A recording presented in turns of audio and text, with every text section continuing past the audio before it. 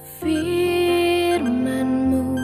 pelita bagi kakiku, terang bagi jalan. Shalom, selamat pagi. Jumpa kembali dalam renungan harian GMI Ebenezer.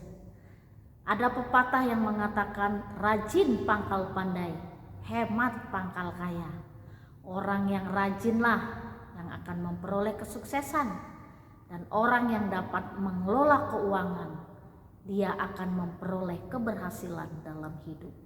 Kita berdoa. Bapa di sorga, kami bersyukur untuk segala berkat-Mu yang Kau nyatakan di tengah-tengah hidup kami. Kami percaya juga kepada Engkau bahwa Engkau selalu membuka jalan dalam setiap pergumulan yang kami hadapi. Tuhan, kami juga bersyukur karena tangan Tuhan selalu menopang kami.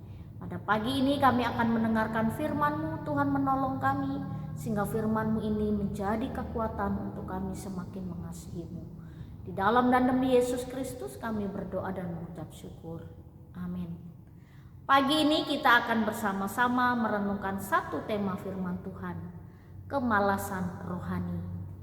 Bapak, Ibu, serta saudara-saudari, kitab Amsal memberikan satu pelajaran yang sangat berharga kepada kita tentang binatang semut. Semut adalah binatang yang kecil, tapi mereka punya kekuatan untuk bersatu. Lalu semut ini salah satu binatang yang paling rajin. Mereka terus bekerja siang malam tanpa henti. Karena pada musim kemarau mereka bekerja, dan nanti musim hujan mereka tidak bisa bekerja. Lalu semut-semut pekerja ini terus mencari makan. Dan mereka ada makanan kecil, mereka gotong royong. Mereka masukkan ke dalam gudang. Semut yang kecil ini punya gudang makanan. Jadi karena rajin mencari makanan, musim hujan mereka tidak bisa keluar, mereka tidak kekurangan. Dan mereka tidak kelaparan. Karena mereka mampu menyediakan makanan pada musim hujan. Dan rajin mencari makan pada musim kemarau. Inilah salah satu hal yang perlu kita pelajari dari seekor semut, binatang yang kalau menggigit kita sangat sakit sekali. Tapi semut terkenal binatang yang rajin. Nah, Bapak, Ibu, serta saudara-saudari, orang yang rajin adalah orang yang akan diberkati dan memperoleh berkat. Lalu kalau orang yang malas pasti tidak akan berhasil dalam hidupnya. Dalam kehidupan kita, apakah artinya malas secara rohani? Nah, di dalam Wahyu pasal yang ketiga ayat yang ke-16 demikian bunyi firman Tuhan. Jadi karena engkau suam-suam kuku dan tidak dingin atau panas, aku akan memuntahkan engkau dari mulutku. Ini firman Tuhan disampaikan kepada jemaat di Laodikia. Jemaat di Laodikia ini karena mereka jemaat yang suam-suam kuku. Tidak dingin, tidak panas. Karena mereka suam-suam kuku, suatu hari Tuhan akan memuntahkan mereka. Tuhan akan menolak mereka. Orang yang malas, orang yang tidak mau berubah. Dan orang yang malas tidak mau mengalami perubahan dalam hidup. Bapak, Ibu, serta saudara-saudari, Tuhan seringkali mengingatkan kepada kita. Mungkin ketika mendengar firman Tuhan, mendengar khotbah, dan Tuhan menegur kita lewat peristiwa-peristiwa yang terjadi dalam hidup kita.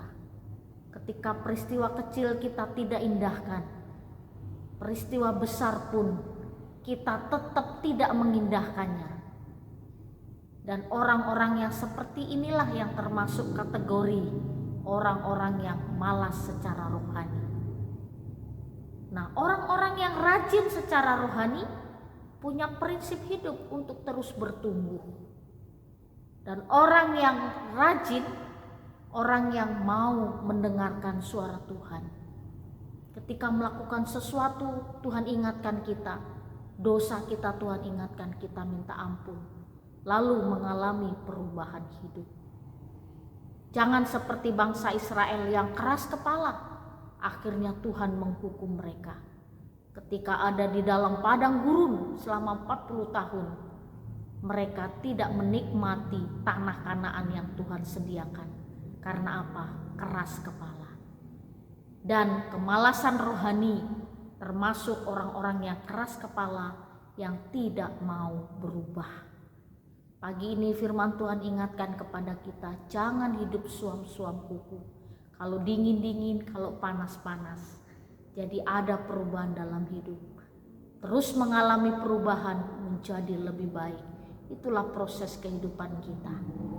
Jadi Bapak Ibu serta saudara-saudari, mari berjuang mengalami perubahan hidup lebih baik di dalam Kristus. Kita berdoa.